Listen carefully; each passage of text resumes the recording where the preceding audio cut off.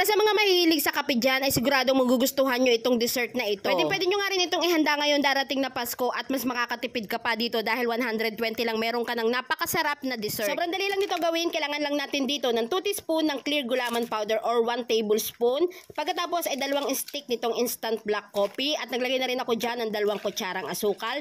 Tapos ay naglagay na rin ako dyan ng 2 cups of water. Hahaluin lang natin ito ng maigi. Pagkatapos ay isasalang na natin ito. At pagkatapos ay lulutuin lang natin ito hanggang sa kumulo. At kapag kumulo na ay okay na yan. Pagkatapos ay isasalin lang natin ito sa isang pan at hayaan lang natin ito hanggang sa tumigas. Kapag tumigas na, slice lang natin ito ng pa-square ng medyo malaki katulad ng ganito. Sunod ay set aside lang muna natin ito at pagkatapos dito sa isang pan ay nilagay ko na dito yung tira nating clear na gulaman kanina. Tapos naglagay na ako dyan ng 2 sachet ng 3-in-1 coffee. Naglagay na rin ako ng 2 basong tubig. Haluin lang ito ng maigi at pagkatapos ay naglagay na rin ako dito ng condensed milk. So kalahati lang yung nagamit ko dyan kaya mas maganda yung maliit na lata na lang ang bilhin nyo. Pagkatapos ay naglagay na rin ako dyan ng 1 can ng evap or yung 390 grams sa ata yun. Pagkatapos ayan isasalang lang uli natin sa kalan hanggang sa kumulo. At kapag okay na isasali na natin to sa mga lianera. So una muna ay naglagay muna ako dyan ng mga coffee jelly natin na ginawa kanina at kapag nalagyan na lahat ay isasali na natin dito dahan-dahan yung ginawa nating 3-in-1 coffee jelly. Isang sachet nga lang ng clear na gulaman ang nagamit ko dito pero nakagawa ako sa 3 malaki ng lianera. At kapag nasali na nga lahat so hayaan lang muna natin siya dyan hanggang sa tumigas at lumamig bago natin siya ilagay sa ref. At yung mga bubble sa ibabaw ay putukin nyo lang gamit ang tinidor o kaya naman ay toothpick. At kapag gusto nyo na kainin ay mas masarap nga ito kapag may chocolate syrup kaya naman gumawa na ako dito. Nagpainit nga lang ako ng tubig para tunawin itong chocolate chips na meron ako. Kahit anong chocolate chips naman na available dyan sa inyo ay pwede yan. So tutunawin lang ito hanggang sa maging ganito na siya. Mas maganda ay maglagay kayo ng kaunting evap milk dito sa chocolate para medyo lumabnaw kaya naman magtira kayo ng kaunting gatas. At ganito na nga ang itsura niya. Masasarap pa yan kapag nilagyan na natin ng chocolate syrup dito sa ibabaw. Sobrang sarap nga at nakakatakam talaga itong dessert na ito lalong-lalo na kung mahilig ka talaga sa kape.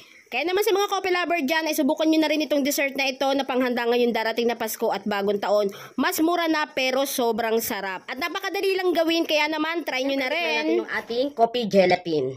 Tingnan mo. Napakaganda tingnan.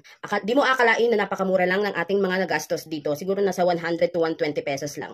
Meron ka ng masarap na gelatin. Bali, 3 ganito yung nagawa ko. Perfect na perfect panghanda ngayon darating na Pasko at bagong taon. Lalo na kung mahilig ka talaga sa coffee jelly.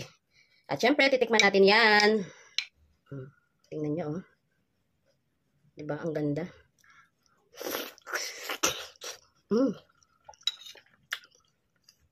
Ang sarap.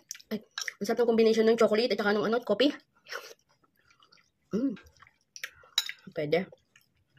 Kung maubos ko to. Sir.